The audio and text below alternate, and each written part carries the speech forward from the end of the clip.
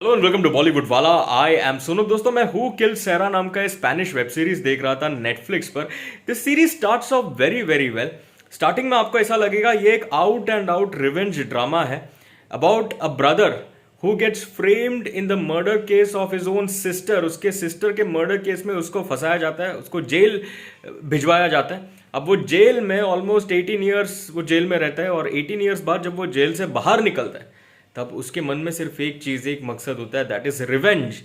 Revenge लेना वो सारे लोगों से, वो परिवार से, वो रिच परिवार से, वो पावरफुल परिवार से जिसने उसको उसके खुद के बहन के मर्डर केस में फंसाया। तो स्टार्टिंग में आपको लगेगा ये एक revenge drama and plus of course एक हु डन इट भी है, because everyone wants to know who killed Sarah. Sarah is the name of this girl who gets killed and her brother is the main lead, the main actor who gets framed in Sarah's murder case.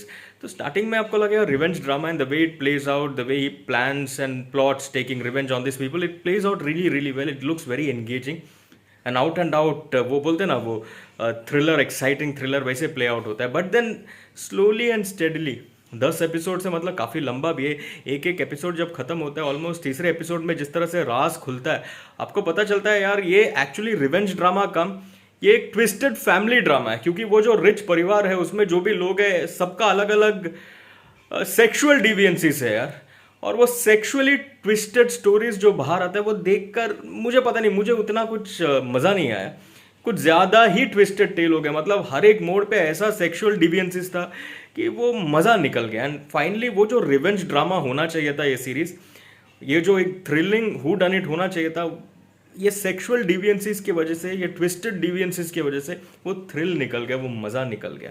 फिर finally just to know who killed Sara, just to understand, just to find out who the murderer could be, you may sit and watch the series, the whole 10 episodes, just to know the answer to this question. But will you find the answer? Of course not really, or maybe yes. वो तो मतलब आपको series देख के पता चलेगा, मैं spoiler नहीं दूंगा उसमें। आपको देखना पड़ेगा last episode to find out whether you know the answer to the question who kill Sara. But the thrill that you may probably want to experience in a whodunit just goes out of the window because of this really terrible sexual deviances. तो इसके लिए I didn't quite enjoy watching the series, although I was quite thrilled when I started it, but it didn't turn out the way I expected it to be. So वहाँ पे थोड़ा disappointment ज़रूर हुआ।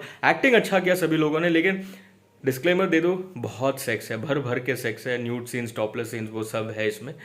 तो और डिवियंसीज है, sexual deviancies, something that you may not be use to see. So वो हिसाब से वो सब मन में रख के आप लोग डिसाइड कर लीजिए देखना है कि नहीं देखना, और कैसे देखना, किसके साथ देखना है। मैं इस सीरीज को दूंगा 2 स्टार। सीजन 2 बाकी है जिसमें ज़्यादा और राज खुलेंगे।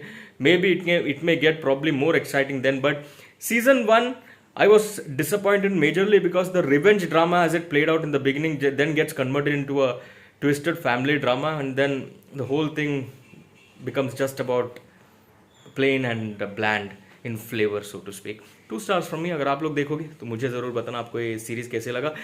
स्पेनिश ऑडियो भी है, इंग्लिश ऑडियो भी है, तो इंग्लिश में आप सुन सकते हो, देख सकते हो। चलिए दोस्तों, that's it from me, Tata.